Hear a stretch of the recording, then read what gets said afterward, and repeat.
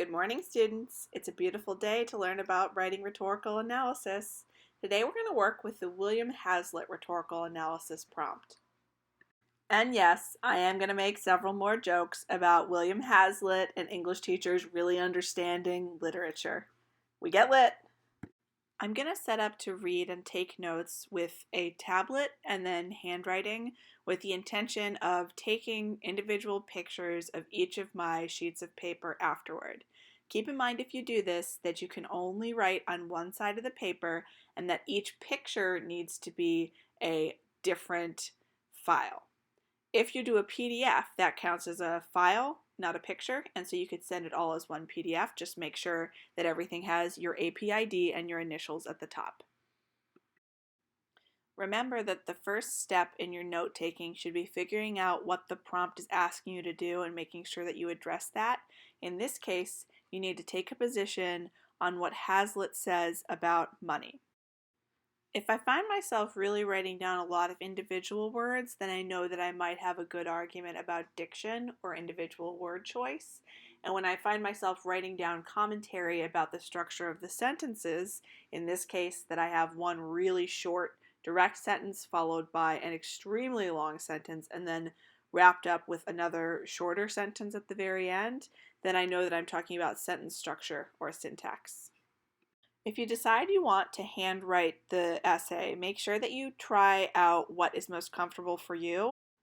All right, so we've done some good planning. Now we are ready to write a lit essay about William Hazlitt. You're welcome for that. Here's where my advice will change a little bit if you're doing this by hand rather than on the computer. If you are writing on the computer, you could start with your thesis, build the body of your argument, and then go back to your introduction if you don't have anything good right now. If you're doing this by hand, get in at least a sentence of just situating the thesis in a bigger context. I'm going to put it in 2 or 3 sentences because I know at this point I've got my timing down.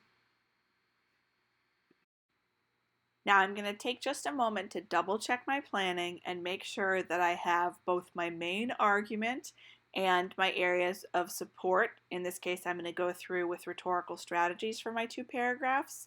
I also note that I want to talk about this idea of irony in the end, but I think I'll save that. I think that'll be something elegant to build to near the end of the last body paragraph, beginning of the conclusion, and this way I could earn that style point.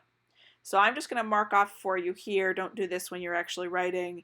I'm showing you with brackets where I put in the broader context.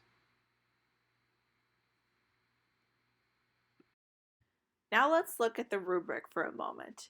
We've already earned our thesis point because we have a defensible position on the author's argument and we've included 2 rhetorical choices.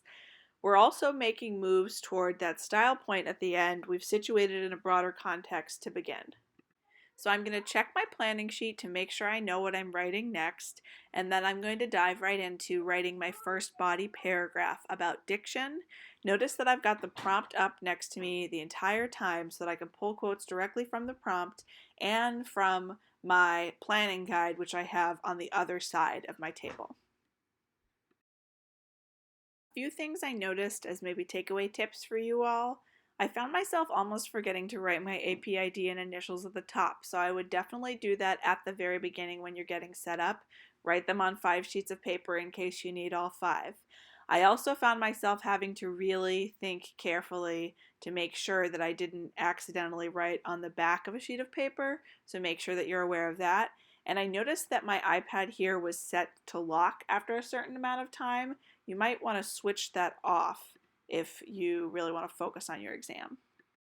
Now I'm going to check my planning one more time and then write my second body paragraph. So now I'm going to finish it up with a conclusion, remembering to again situate this argument in the larger rhetorical context and to try to make some really salient points about what it all means overall, because I want that style point. So you could pause here if you wanted to take a longer look at the introduction and my notes on that introduction. And because I definitely have the time, I'm going to check to make sure that I got to at least 2 rhetorical strategies. And I'm also going to point out to you all that there was a point where I got sloppy or I made mistakes, and when that happened, I just crossed things out and kept writing. You can pause here if you want to see the conclusion for a moment. Thanks for watching, class. That was Hazlitt. And don't forget, you can always schedule a writing conference after reviewing your own notes.